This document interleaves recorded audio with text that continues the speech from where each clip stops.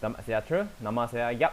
Yang nama di bawah ini 4 orang adalah ahli kumpulan saya yang telah menjalankan projek KPPB ini. Dan sekarang saya akan membentangkan produk kita dalam projek ini. So, kita start sekarang. So, yang first, kita cakap tentang nama khusus dulu. Nama khusus ini yang kami telah menjalankan adalah BCMB 3163. Ini adalah salah satu khusus wajib untuk option bahasa Cina dalam IPG. Dan novel dan drama Cina telah kami membaca dan menganalisis sepanjang projek ini. Dan kita telah memilih salah satu karya sastra ini untuk dijadikan sebagai projek kami pada hari ini. Seterusnya. Hasil pembelajaran khusus CLO terlibat kepada 4, tapi kita telah fokus kepada yang keempat saja dalam projek ini, iaitu mengapresiasi ciri-ciri estetika dalam karya-karya novel dan drama melalui persembahan pentas secara berkumpulan. Okey, secara berkumpulan. Seterusnya kita tengok.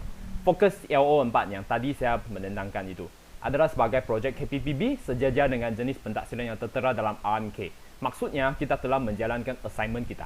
Kita telah menjalankan kerja khusus kita, dan kerja khusus kita ini dijalankan, dianggap sebagai projek kita pada masa yang sama. Iaitu kita menjalankan dua-dua perkara pada masa yang sama.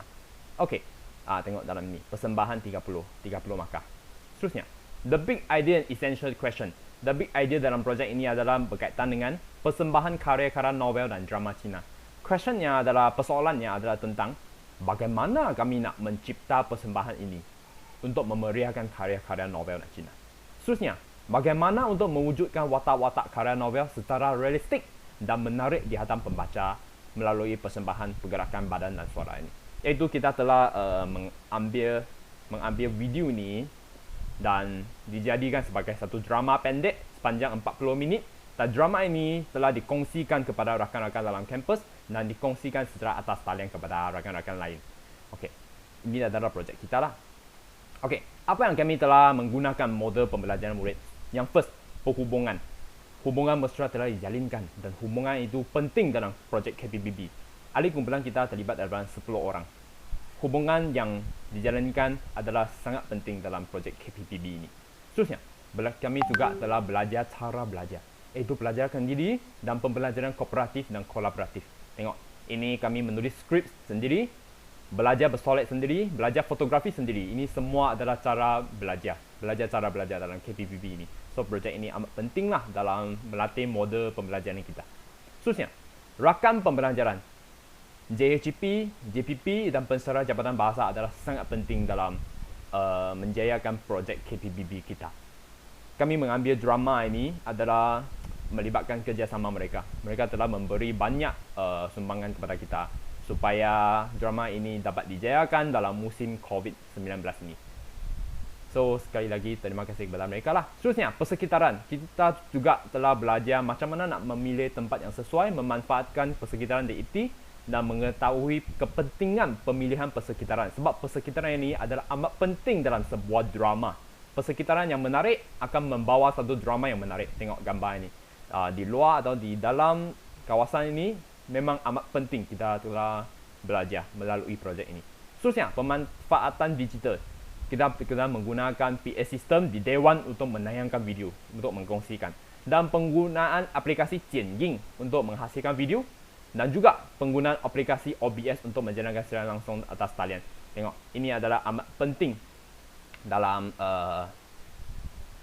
menjayakan KPPB ini. Ini projek adalah amat penting dan memanfaatkan kita dalam kemahiran digital ini. Okey, so sekarang saya pas kepada rakan-rakan seterusnya untuk meneruskan pembentangan kami. Yang seterusnya ialah kompetensi global 6C. Elemen kompetensi yang dicapai dalam kumpulan kami ialah sasya, kolaboratif, komunikasi, dan kreativiti. Dalam aspek sasya, pelajar dapat mengaplikasikan kemahiran dan menerapkan nilai-nilai murni yang dipelajari untuk menyelesaikan masalah yang dihadapi semasa melaksanakan projek ini. Dalam aspek kolaboratif, pelajar dapat bekerjasama dan saling bergantung dalam satu kumpulan untuk mencapai hasil pembelajaran yang disasarkan. Dalam aspek komunikasi, pelajar dapat menukarkan pandangan dan pendapat dalam proses penyampaian maklumat, perkongsian pendapat dan interaksi antara satu sama lain. Dalam aspek kreativiti, pelajar dapat berfikir dengan kreatif untuk menghasilkan idea yang baru dan berbahagia. Misalnya, pelajar perlu berfikir secara kreatif tentang skrip drama, kostum watak-watak drama, teknik-teknik menyunting video dan sebagainya. Yang seterusnya ialah tahap pencapaian kumpulan kami berdasarkan kepada rubrik kompetensi 6C. Dalam aspek sosial, belajar mahir mereka bentuk pengalaman dan pembelajaran baharu. Dalam aspek kolaboratif, belajar memperolehkan sinergi dan memanfaatkan kelebihan ahli pasukan. Dalam aspek komunikasi, belajar sangat mahir dalam berbagai strategi untuk menyampaikan mesej yang berupaya mengubah cara pemikiran penonton. Dalam aspek kreativiti, belajar amat mahir menyelesaikan masalah, fleksibel, berdaya maju, kreatif, inovatif, dan realistik dalam meningkatkan kualiti kehidupan. Yang seterusnya ialah pelangkah kerja 3E, engagement, enhancement, dan extension. Dalam peringkat keterlibatan, belajar merancang projek dan berkongsi pendapat melalui aplikasi Google Meet, WhatsApp, dan Telegram. Dalam peringkat peningkatan pula, belajar mencari maklumat melalui pelbagai sumber seperti Google Scholar dan CNKI agar memahami projek yang hendak dilaksanakan dengan lebih mendalam.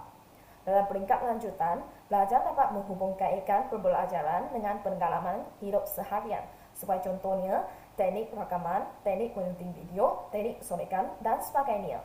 Belajar juga dapat memuat naik video ke aplikasi Facebook dan YouTube serta menerima respon penonton daripada Google Form.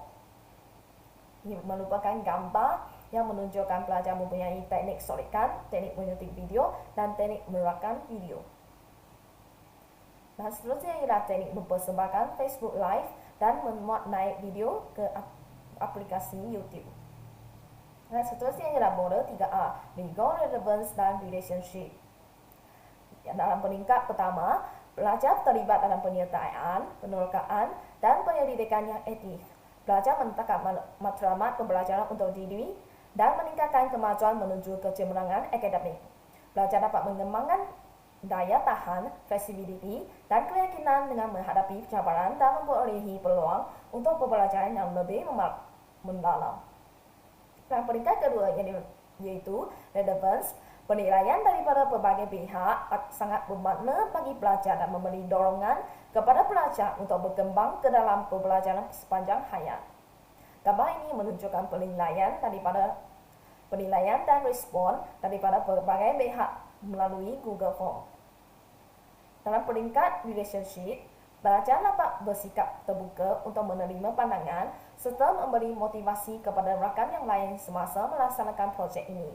Belajar mempercayai rakan mereka dan bekerjasama dengan baik sehingga melaksanakan projek dengan berjaya.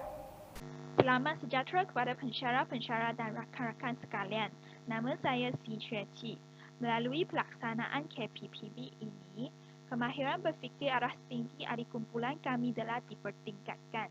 Contohnya, kami dapat mengingat dan memahami melalui mengkaji tema perwatakan jalan cerita dengan lebih terperinci.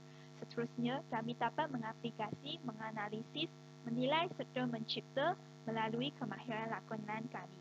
Kami dapat berlakon dengan menggabungkan keunikan diri tersendiri dalam watak tersebut. Seterusnya, kami juga dalam menguasai kemahiran teknologi komputer. Contohnya fotografi, videografi, siaran langsung serta menghasilkan satu QR code untuk mendapat maklum balas daripada penonton. Kami akan menjalankan refleksi melalui maklum balas ini. Seterusnya, kami juga dapat menyesuaikan diri dalam keadaan yang berbeza. Contohnya, kami dalam menyusun kerusi dan meja dengan cara yang berbeza untuk menghasilkan latar belakang yang berbeza, walaupun kami merakam dalam satu tempat yang tertentu saja. Seterusnya, faedah yang diperoleh melalui pelaksanaan KPPB ini adalah hubungan antara ahli kumpulan telah dieratkan. Kami dapat membantu antara satu sama lain untuk melaksanakan kerja ini. Seterusnya, kami juga dapat meningkatkan diri dengan pembelajaran sendiri. Hal ini disebabkan teknik videografi, berlakon atau fotografi tidak dapat dipelajari melalui kursus yang ditawarkan oleh IPG. Tetapi kami boleh belajar melalui internet untuk melaksanakan kerja ini dengan lebih sempurna. Seterusnya, kami berharap KPPB ini dapat memperkenalkan dan mengembangkan novel dan drama Cina kepada junior-junior atau orang yang tidak belajar dalam IPG. Kami juga telah merakam video ini dalam IPTI. So, oleh dengan hal ini kami berharap tayangan video ini dapat memperkenalkan IPTI kepada orang luar. Cabaran atau halangan yang dihadapi oleh kami iaitu peningkatan kes wabak COVID-19 dan seterusnya bilangan ahli kumpulan yang tidak mencukupi, masa yang tidak sesuai untuk sesetengah ahli kumpulan, tempat yang tidak mencukupi kerana kami hanya menggunakan tempat kampus kami sahaja dan alatan yang kekurangan bajet untuk aktiviti. Dan seterusnya, cadangan penambahbaikan pada masa akan datang. Bantuan bajet boleh diberi dalam pelaksanaan aktiviti supaya aktiviti dapat dijalankan dengan lebih lancar. Dan selain itu, pemilihan tempat yang mempunyai ruang yang mencukupi untuk merakam video. Peminjaman alatan yang kekurangan daripada kawan yang lain atau sesiapa yang ada barangan itu. Dan akhirnya, berbincang tentang masa untuk menjalankan aktiviti dengan ahli kumpulan yang lain. Ya, itu sahaja. Sekian, terima kasih.